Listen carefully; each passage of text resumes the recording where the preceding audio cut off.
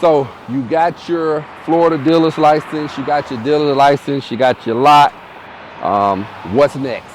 And that's what this video is going to focus on here. So as you can see, I got a small location here. I got about 5 cars out here right now.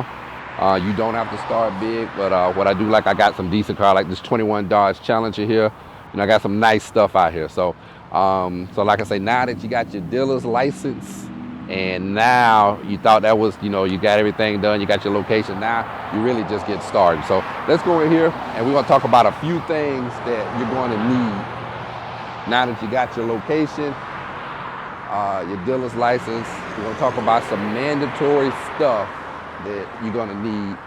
And again, at the end of this, I do consulting. If you want to reach me, you'll see the information down in the description down there. I really wish I would have got more consulting before starting mine.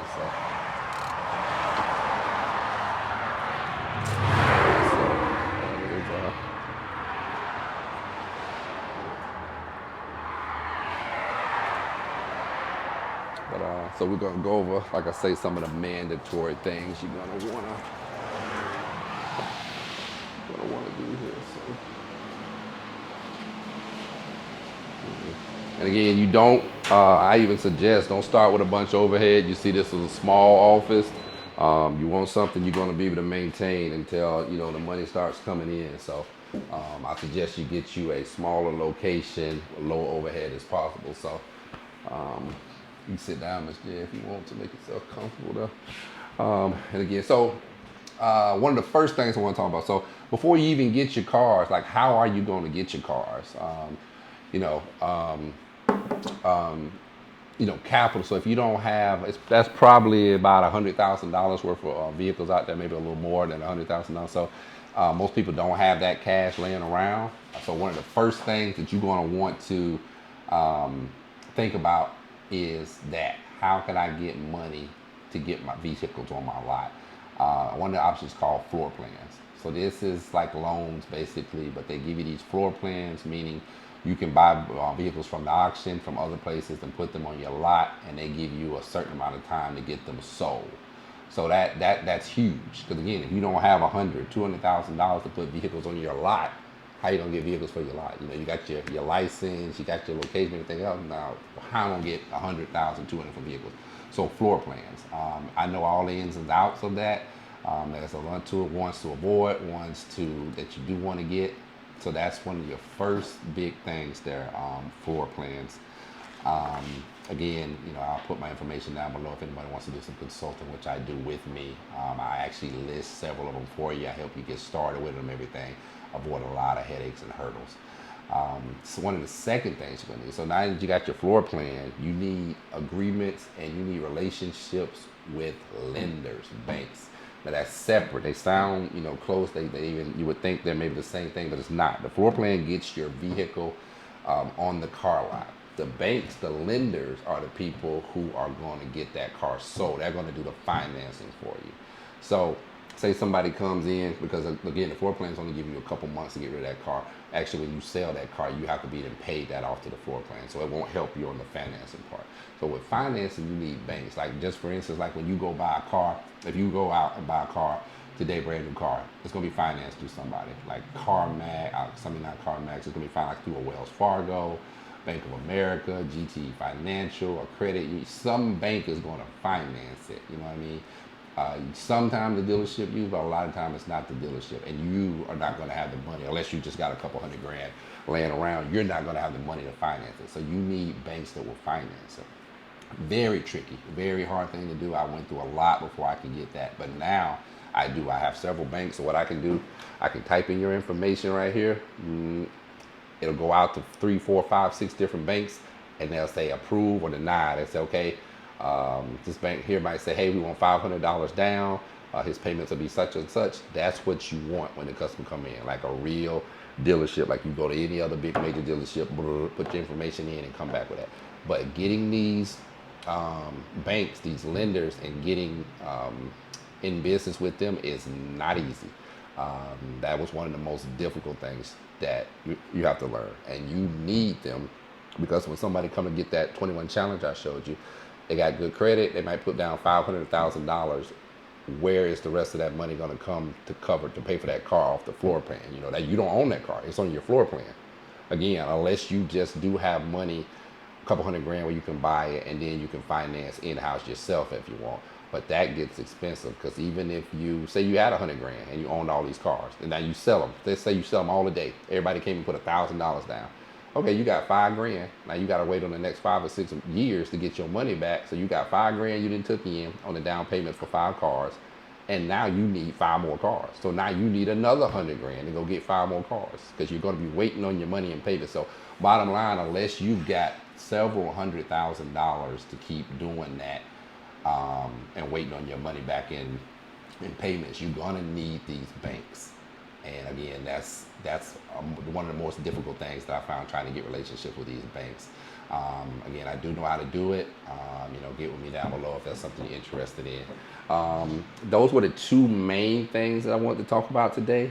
After you get your Florida dealer's license, floor plans and banks financing. You're also going to need, some other stuff that's not so expensive and hard to get. Is that like you're going to need a DMS? That's like a dealer management system. You're gonna need one of those. Also, got to get your access to all the auctions, Manheim, Odessa. That's not too difficult there, but those are some of the main things you're gonna need. After you get your Florida dealer's license. Also, if you want to do buy here, pay here, where people can come down, you can finance it. That's a separate license. So that is not part of your Florida. I know you got your Florida dealer's license. That buy here, pay here is a separate license. So again, that's another something that you're going to want to do. So just wanted to go over those things. I think those are some of the major ones that I want to hit on. I'm going to get just two questions. I'm going to let Miss J ask two questions here just to see what she's thinking about. Maybe two questions that some of y'all may be interested. Please comment below, though. If you have any questions, comment below. I answer all of them, so I'll get back to you if possible. Please thumbs up, like this video, subscribe. I would really appreciate that. And so this is pushed out to more like-minded people. Give me two questions, Miss J, that you think somebody, or if you were trying to get into this business, that you may want to know, or a question you may have. If you do get a lender to lend you the money, however, but you don't get not one sale within a month, is there like a time limit, or what will happen? Will they come and garnish, take the cars off the lot, or? So she's asking, I think you lender. I guess you mean on the floor plan option. So you're saying, if I understand you right, you're saying if you get a floor plan and you don't get that vehicle sold in 1 month, will that floor plan, will those banks, those floor plans, will they come back and get their vehicle? That's your question? Yeah. Okay, good question. So with most of the major floor plans, you get about 3 months, and you're making payments. Most of them give you 60 days with no curtailment, they call it. After 60 days, you'll make a payment. That payment will be, depending on how much the vehicle is, it'll be, it can be from a couple $100s to a couple $1,000. The payment on my Challenger, I think my last curtailment was around $2,000 on that. So it just depends on the vehicle and all that. So they're going to give you 3 months basically.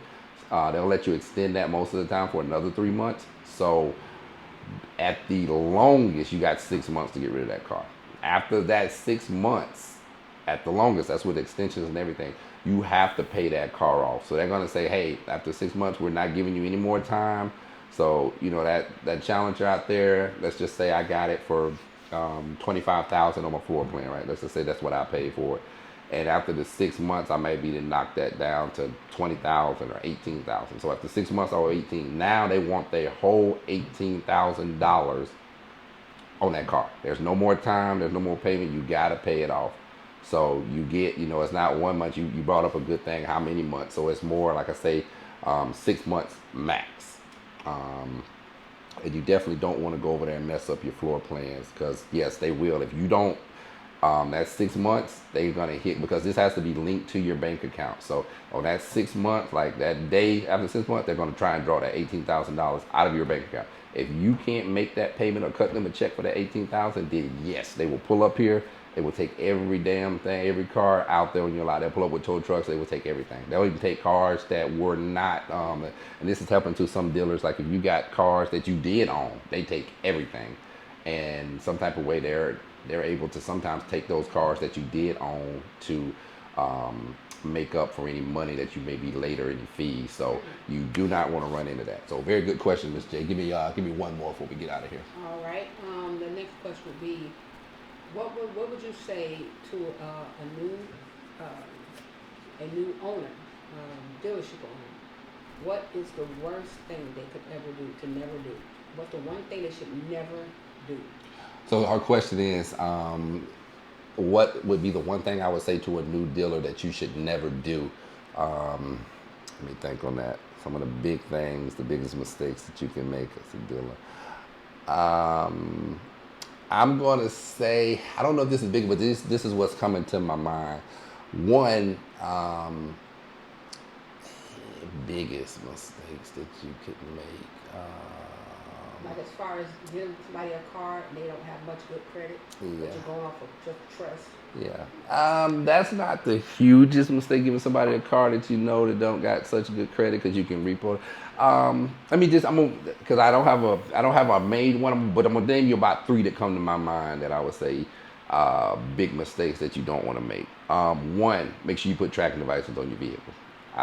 Huge. If you're gonna do buy here, pay here, if you want to start with a cheaper car, or you're gonna buy here, pay here, make sure you put a tracking device on your car. People will tell you they're gonna make their payments. They'll say this, they say that. At the end of the day, when they can't, they're not just gonna bring you their car back. Most of the time, they're gonna try to hide. You want a tracking device on your car, so at least you can get that car back and recoup some of your loss. That's one of the major things there.